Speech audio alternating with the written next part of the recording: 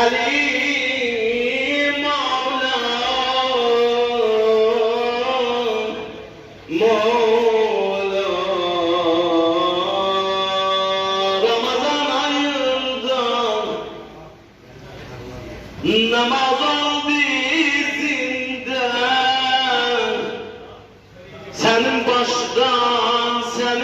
baştan kanın akıp meraca özün oldum rahat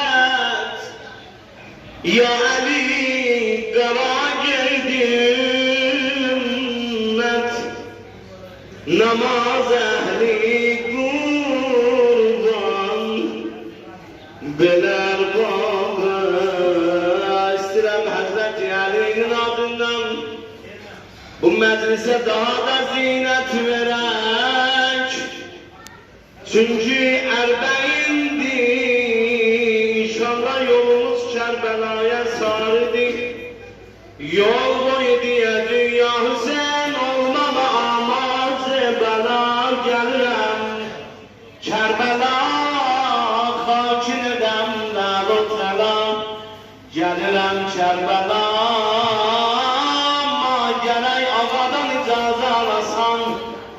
atasını yad eləyəsən, sonra gedəsən babasının huzuruna.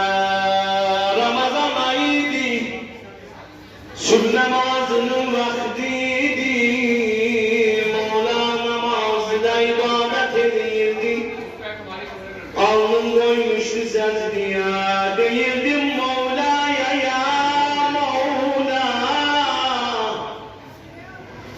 Antal aziz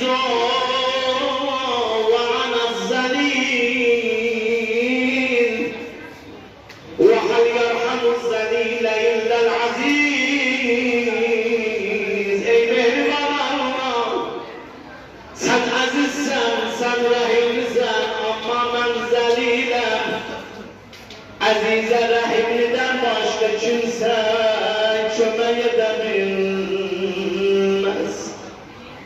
O zaman diğerler İbn-i Mülcem Murad lanetullahi aleyh bir zerbe yendirdi Mevla'nın başına. Ağa onda bir söz dedi. Buyurdu postu ve Rabbil Kabe andolsun Kabe'nin Allah'ına inceldi Ali zerre azbers gideyip mühkem o şiirin başına başını böldü o hancar otururdu kaşına baştaki kari karıştı ağamın gözyaşına dedi ya Rabbi gece vakti kapıma geldi Ali Andola Kabe'nin Allah'ına dinceldi Ali dinceldi Ali dinceldi Andola Kabe'nin Allah'ına dinceldi Ali bu cefadan hami alemleri tufan bürüdü siz Allah'ın fikriniz olsun Mehmet Bey, zahmetiniz ayolmasın. Burada bir gözyaşı Allah Hazreti Ali'den. Allah kabrimizin evvel gecesine bu gözyaşı bize zehriler. Bu cefadan hami alemleri tufan bürüdü. Melek-u dehlini bu gusseden harman bürüdü. Ağamı başdan ayağa süzülen kan bürüdü, koydu ağlar bu mühemzenlet Arafat Meli atasız koydular dünyada Hüseyin'on Hasan-i el-Garaz mescid-ara mehşera gün oldu betal bir kilime yani bir hasire bükülüp peykar-ı şah-ı şühedâ Şiayan Alevi yekser olup garg-ı azam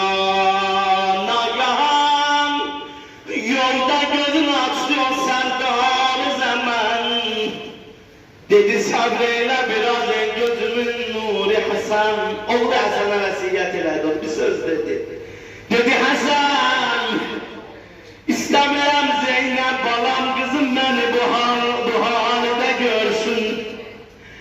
Ah Hasan zulmeli certi salırdır beni haldan bu halan. İstiren görmeyen Zeynep beni bu halda bana. Yaramadı işte gözü, vay babam ey vay diyecek. Beni bu halde görse üzünü öldürecek. Buradan arz edirəm ya Ali, bir zaman istemedin kızım Zeynep. Senin başının yarasın görsün. Ama Kerbela'da bir yara gördü.